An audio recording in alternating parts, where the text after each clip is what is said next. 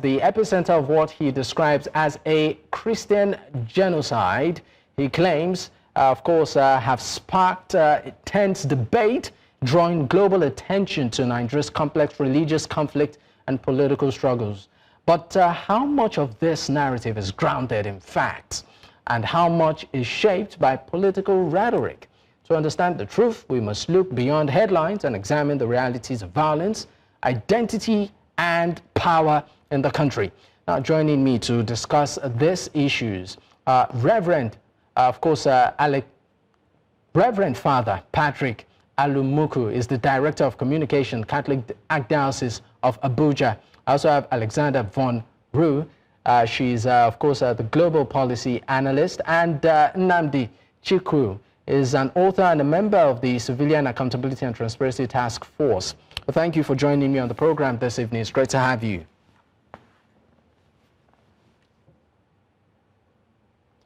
All right, let me start my conversation with you, Nnamdi. I mean, looking at what, of course, President Trump did describe Nigeria as, and of course, placing us on, well, I call it, a country of particular concern list. What's your take on this? Well, thank you so much for having me on today. I think that the first take is to, first of all, offer some condolences to our brothers and sisters in the Middle Belt and other parts of the country who are experiencing wide-scale insecurity and violence. And then specifically in the Middle Belt state, where it does seem to be taking a targeted form in terms of aggressions against Christian communities, against indigents of the soil.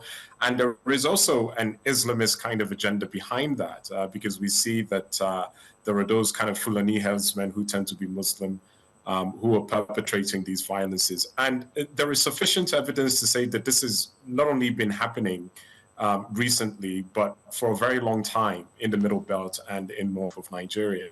And unfortunately, we have a government that, or successive governments, should I say, that have not paid attention or have not given the situation the resources and the necessary effort to turn around. And so the government has absolutely failed in that regard.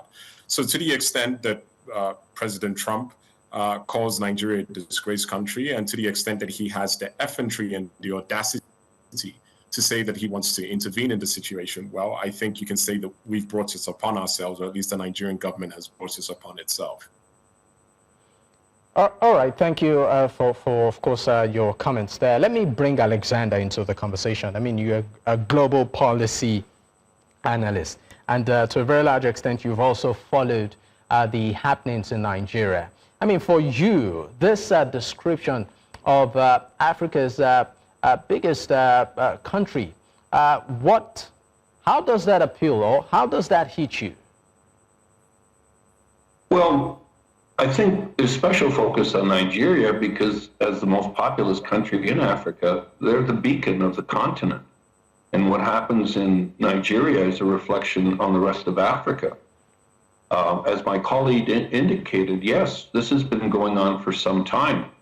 I think we're making a mistake here in identifying it as a Christian or Islamic problem. It's a problem for Nigerians. If by definition, there's a genocide going on.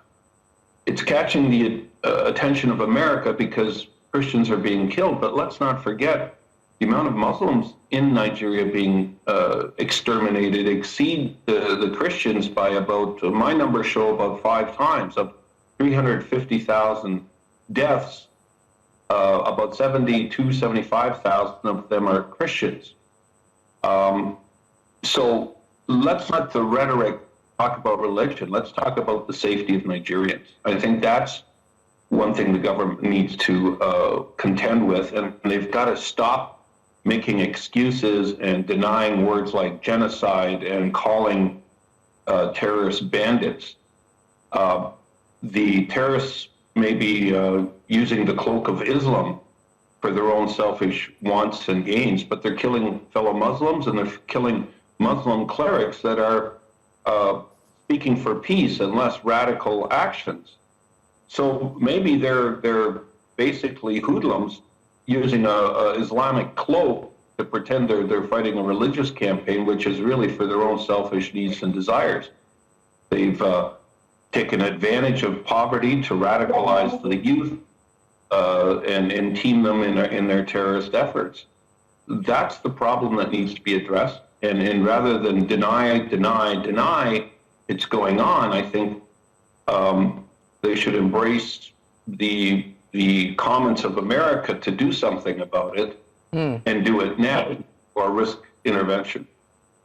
All right, let me come back to you, Nnamdi. Nnamdi, I mean, you, of course, have said quite a couple of things, but let's also look at some narrative that some individuals, saying that, look, the U.S. never sort of intervenes in a country's affairs without some sort of interest involved. Do you see this play out here? So first of all, I think that one is completely within the rights of Nigerians to question the United States threatened intervention in Nigeria. I think as far as Trump's calculation is concerned, there are likely economic, potentially diplomatic, and even geopolitical reasons for the timing intervention and the kind of thrust of the intervention. Let's not forget, for instance, that recently Nigeria refused to take Venezuelan deportees from the United States of America. So I'm sure this didn't quite go well with Trump because that's an initiative that is near and dear to their heart. So there's an aspect of this that could be just simply applying leverage to Nigeria to say, hey, if you don't go along with certain things that we're asking you for from a diplomatic standpoint, there's going to be consequences. There are also potentially economic aspects of this where the United States has various interests in Nigeria, from resources to land, etc., and even potentially geopolitical considerations when you consider the Nigeria borders Niger, which has, along with Burkina Faso, and Mali have kind of moved away from the Western or Francophone orbit and moved towards Russia. So there's a lot of kind of conjecture on what the reasons are. But one notion that I want to disavow Nigerians of is that Trump's intentions are altruistic in any form, or that there is a real desire to intervene in terms of saving the lives of Black Christians in Nigeria. Because let's not forget there are genocides going on in multiple hotspots in Africa at the moment, in the Sudan, in the Democratic Republic of Congo, and for goodness sake, in Palestine, where many of the Palestinians being genocided were Christians themselves. And and the United States posture was quite different to what is being presented in this specific instance. So one has to be completely and justified in the reservations around the U.S. interest in Nigeria at this point. All right, gentlemen, at this point, we'll go on a quick break just to also mention again, of course, News Central's exclusive interview with Reverend Ezekiel Dakomo. The part 2 continues tomorrow. We sincerely apologize for any inconvenience this might have caused. We, of course, have seen your feedback. We're reading your comments, and we just want you to know that tomorrow, 7 p.m., that interview continues. Stay with us. We'll be right back. You're still watching Politics HQ on News Central Television. I still have my guest with me, Alexander von Rugen. Is a global policy analyst, and Nnamdi Chiekwu is an author and member of the Civilian Accountability and Transparency Task Force. Gentlemen, thank you for staying with me. Now, let me come to you, Alexander. I'm also going to ask you a similar question I did ask Nnamdi before we went on that break. Do you smell, or do you think that, that there seems to be some sort of underlying interest by the Trump administration as regards this declaration? Some are saying that maybe, just maybe, this might just be some sort of invitation to the table for some sort of negotiation. Do you smell that? Well, okay, Nigeria is an oil-producing country. It has resources, but Trump is not a president that likes to invade with boots on the ground. He demonstrated this in recently in Yemen. The Houthis were bombing Israel, and he went in and assisted Israel with quite comprehensive attacks on the Houthi rebels. Not a single U.S. soldier was on the ground in Yemen. He wants to be labeled as a peacemonger, not a warmonger. He still wants to win that Nobel Peace Prize. That's one award that isn't on his mantle yet. And he boasts about his peacekeeping negotiation skills globally. I think they may have made a mistake in focusing on Christian genocide, as I indicated earlier, but you have to understand Trump's support network in America is his right wing is a Christian Republicans.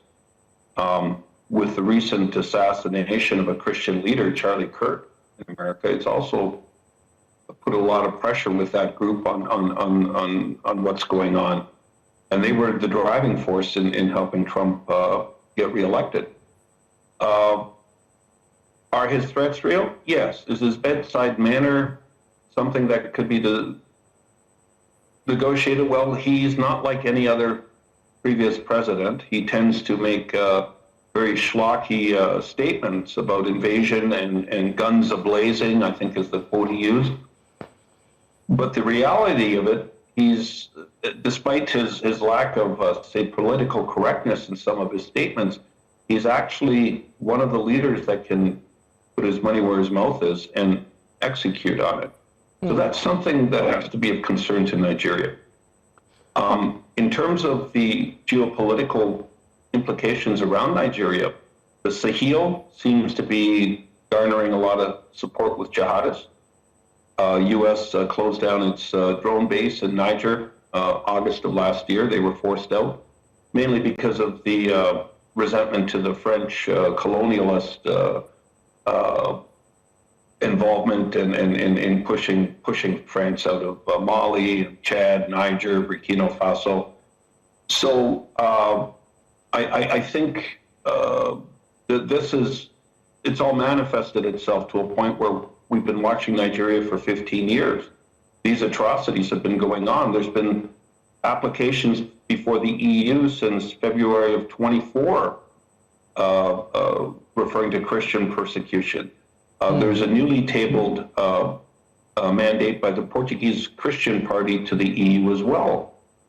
I think you're going to see this escalate until something proactively is done with it. I think Nigeria will probably embrace America's assistance rather than ask for a sovereign intrusion of its troops. All right. And I think that... Alexander, I would like to ask you, because you said quite a couple of things. How would you sort of x-ray Nigeria's handling? Because you said something. You said that Nigeria has been observed for 15 years in terms of its handling of its security concerns. But how would you rate, this handling itself by the government over the past years? We've seen efforts, we've seen resources plowed in that direction. I mean, to a very large extent, a chunk of the country's budget goes into security. How would you rate our handling? Well, when a country denies or politicians deny something that seems to be obvious means they have something to hide. The fact that there's a lack of statistics, specific statistics from the government or collected, allows the government to use that lack of statistics to turn their narrative in whichever way they want to, because there's nothing to compare it to. The threat of intervention, foreign intervention, means there's going to be audits and auditors, and perhaps an exposure of corruption that isn't currently exposed. And I think if that's the fear of certain individuals, then it's a genuine fear. But let's not talk around the fact that Nigerians are being killed here. It's the government's responsibility to protect its citizens. And and as the government, I mean, from your observation, do you think the government has been up to speed with that responsibility? Has it been abreast? Well, the optics, from my perspective, are not good. I mean, 350,000 people have been killed since 2014 or 2010. The uproar from the Christian community is voicing and crying out for help right now. But as I said earlier, let's not make this a religious focus. Let's make it a Nigerian focus. 350,000 of its citizens have been killed. And why? And how do we stop it? And if we know what the source is, then let's get some help and deal with the source. All right. I'm coming to you right now, Nnamdi. Nnamdi, I mean, the same question to you in terms of handling. We've seen efforts over the years. Absolutely. So for you, yeah. The floor is yours. As far as I see it, so first of all, the buck of this entire issue stops at President Tinubu's feet. And his response to this situation has been absolutely woeful and symptomatic of his lack of leadership his entire tenure. He's been an absentee president, and he's been an absentee president in this moment where the nation needs its leader to stand up to primarily what is an intrusion by the United States. I mean, for goodness sake. But some would also say that this issue of insecurity never started with President Tinubu. I mean, it goes as far back as the Jonathan, even the Obasanjo administration. So he just inherited it. No, you make an excellent point, but let's not forget that President Tinubu is part of the APC party that has been in power in Nigeria for 10 plus years.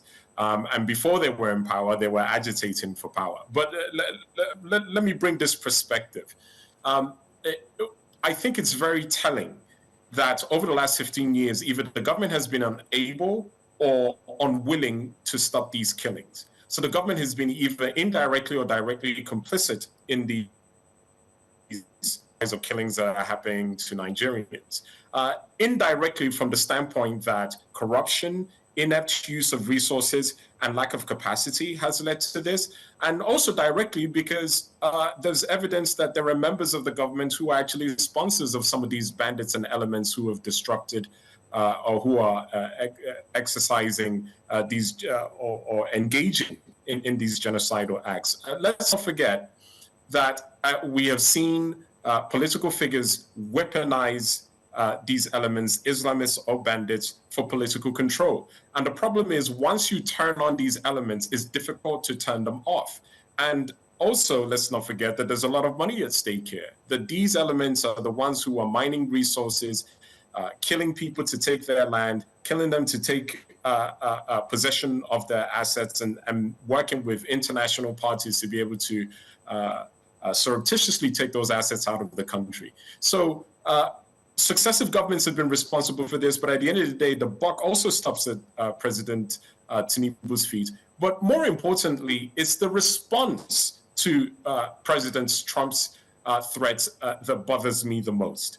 At the very minimum, we would have expected for President Tinubu to get in front of the country and to say to the US, yes, we hear you and your concerns, but we are a sovereign nation. We are going to handle this. We look forward to working with you, but no other nation is going to take a unilateral stance against us or impose that on us. And we haven't seen that. Again, this has been an absentee president who has been completely inept in terms of the security of the people, not only from internal elements, but now from external elements. And Nigeria has had a lot of lows, but to be threatened in broad daylight, for us to go and take care of our house, which we haven't been, I think is probably one of the biggest lows that Nigeria has had in its history, and he has to take responsibility for that. All right, we'll go on a quick break. When we return, we'll also explore this issue, moving forward. What have we been getting wrong over the years? And how do we ensure that Nigeria is safer for its citizens? And how best do you even think that the government should respond and relate with the U.S.? Stay with us, we'll be right back.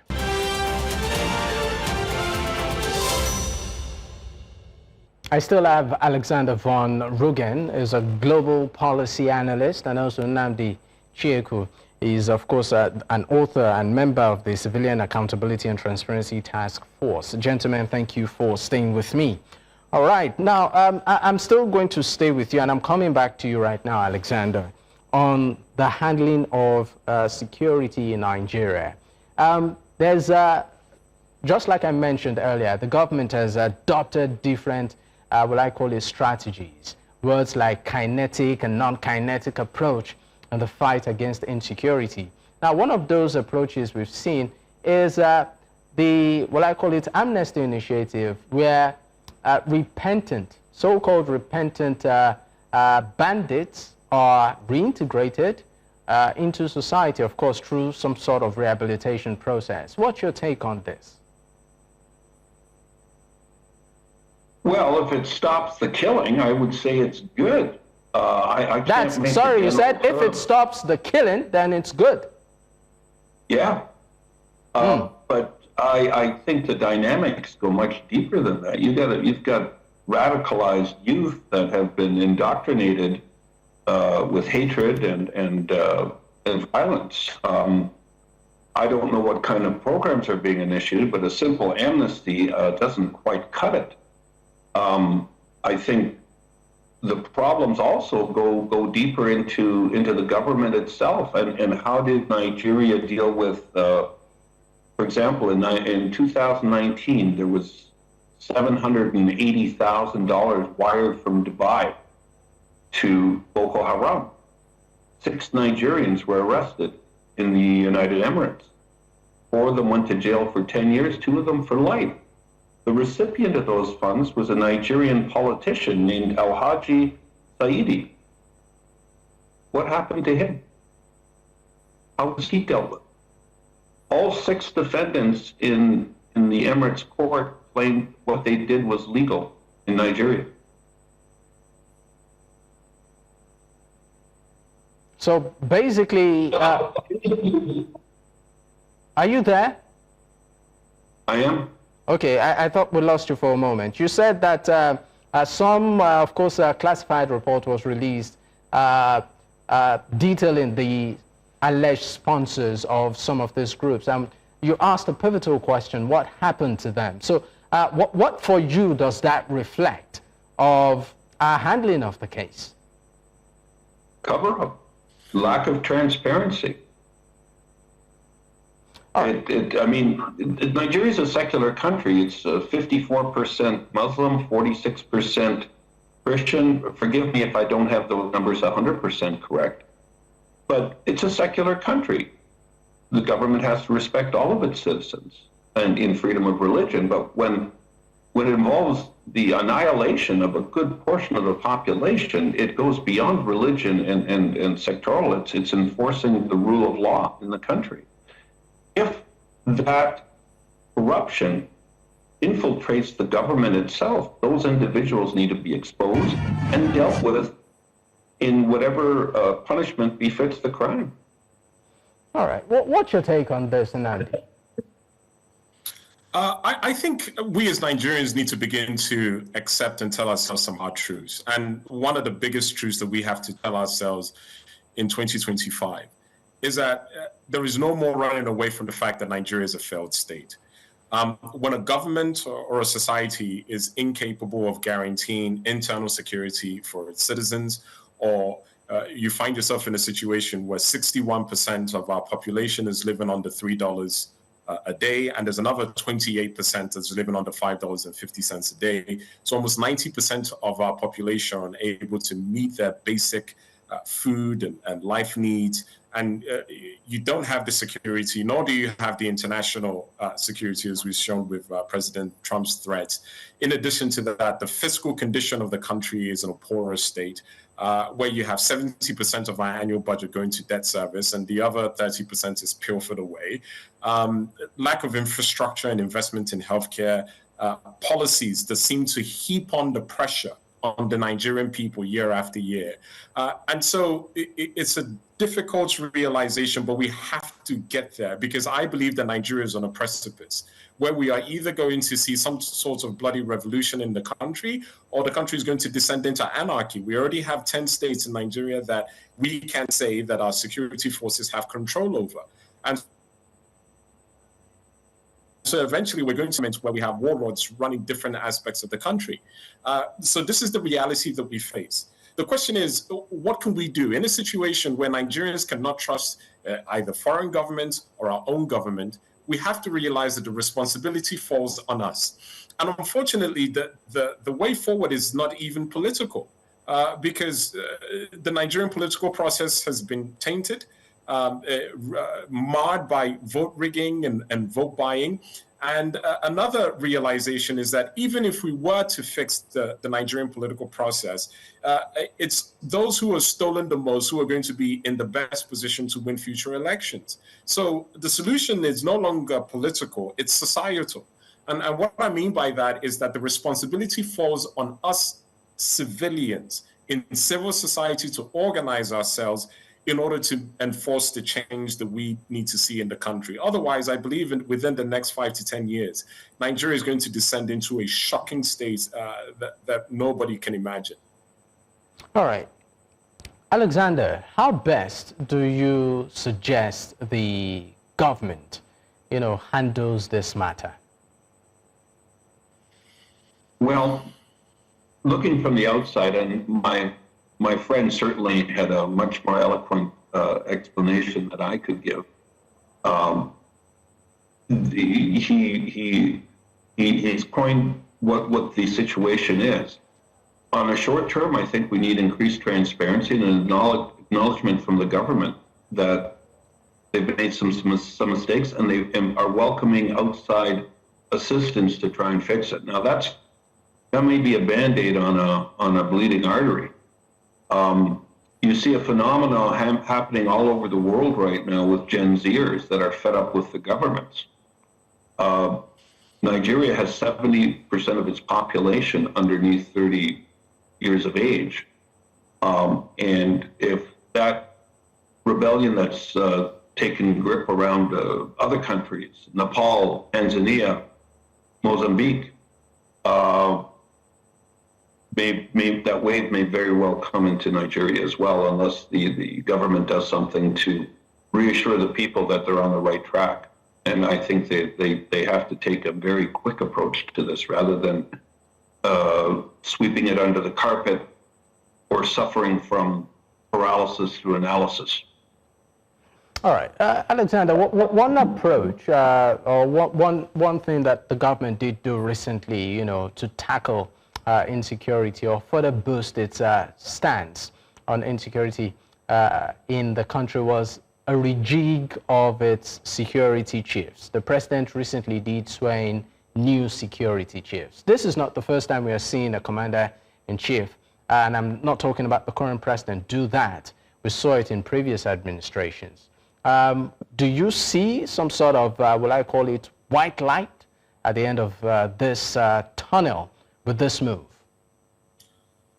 Well, I think the appointment came early in October. It's too soon to tell, and the mandate was to increase the training and numbers of local police to enforce the domestic issues and let the military focus on the national security concerns. So, yeah, it's a step in the right direction. The question is, where does all the assistance go to? Where does the support of the military funding go to?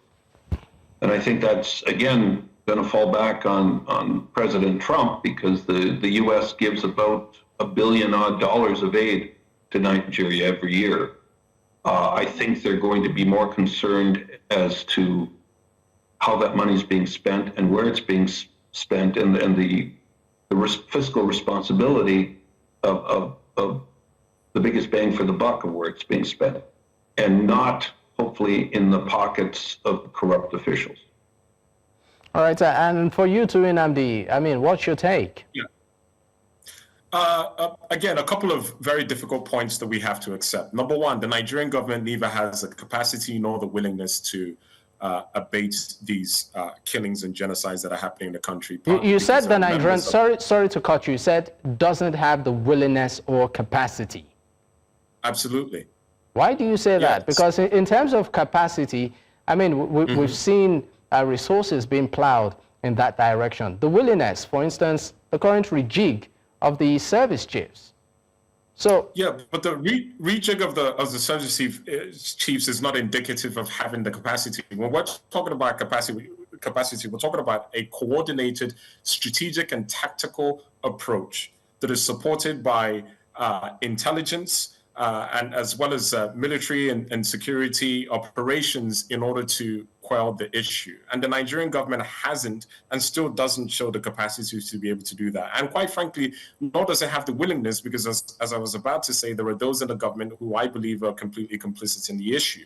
So that is a non-starter. And that's what Nigerians have to understand, is that there's nobody that's coming to save us, including the Nigerian government.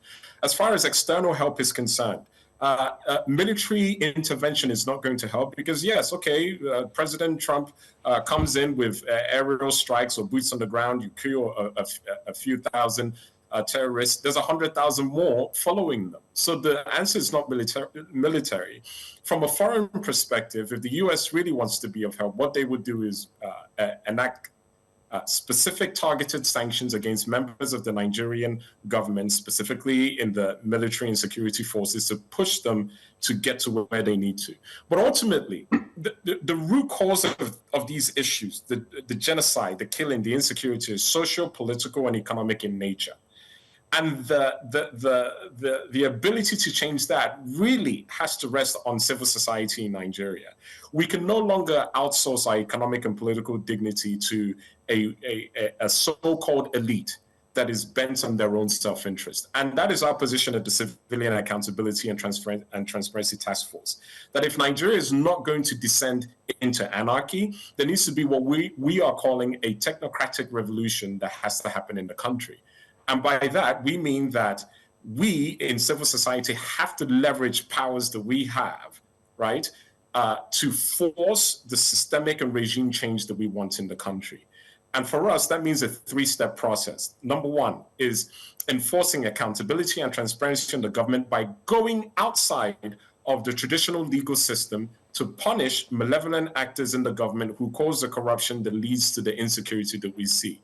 Number two is to not even engage or to cancel this next election that is happening in 2027. Because as we see it, elections in Nigeria have always been really one set of political gangsters turning the country over to another set of political gangsters so they can rape and pillage the country as they see fit. Nigeria doesn't need another election. What Nigeria needs is restructuring. It needs social-political restructuring. It needs for the 371 ethno-linguistic groups in the country to sit down to say, how are we going to survive in the 21st century? So not perpetuating the cycle of corruption that these so-called elections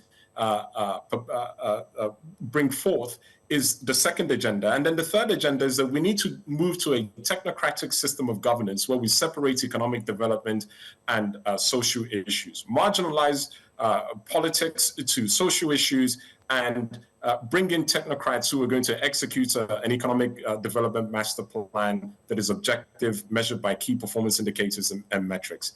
That is the long-term solution, and that is what we're going to be working towards over the next couple of years. But this idea that either our government or a foreign government is going to save us is a non-starter. We, the people, have to organize, and that's what the Civilian Accountability and Transparency Task Force is that we Nigerians have set aside the ethnic, religious, regional differences and said that we have to lead the charge to make the change that we are going to see. And that mission begins in 2026. All right, thank you so much. We'll go on a quick break. When we return, we'll be taking our final thoughts on this. Stay with us. We'll be right back.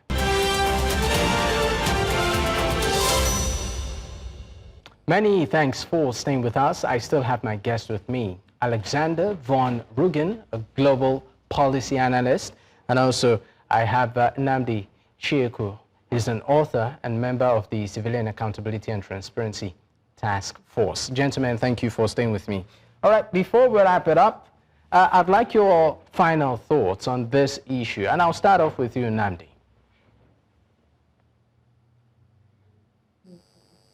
Nigerians have to come to a realization that our destiny lies in our own hands. Unfortunately, I don't see any short-term reprieve in terms of these killings and genocides. whether that comes from the Nigerian government or foreign intervention, because the issues that are perpetuating these genocides are long term. And so we have to come to a point where we organize ourselves to be able to tackle these issues head on. And I think it's also incumbent upon Nigerians to understand that no matter how powerful these government actors seem, at the end of the day, they can't operate without civil society. They bank in civil society, they sleep in civil society, they do everything in civil society. And when we decide to take that power away from them, then we can now actually create the Nigeria that we want to. And that is our focus and initiative with the Civilian Accountability and Transparency Task Force, that we will now be taking those powers away from the so-called ruling class of Nigeria to begin to shape not only the country narrative, but policies that we want to move the country forward. All right, thank you for your time. For you, Alexander, your final thoughts, 30 seconds. I agree wholeheartedly. You almost have to take an autocratic approach to getting things done if going through Parliament is an obstacle. Nigeria is rich in natural resources, yet, by example, Dangote, who was the rising star of refineries in Africa, can't even get enough fuel out of his own country to support the production rate of his new refinery. That screams of what the problems are. Those natural resources could be invested into the country to cure a lot of these problems, yet they're being diverted, they're being stolen, they're being mismanaged. And I think you have to focus on major changes in the way the system works, perhaps an amendment to the Constitution to punish those that rape the country and make them accountable. Now, for some individuals who, of course, are of the opinion that Nigeria is, going through maybe just a phase, and that for every civilized society, there are phases. This just happens to be one of those phases. Do you think this is the case? Well, if it's a phase, it's been going on for too long. I think Einstein said it best.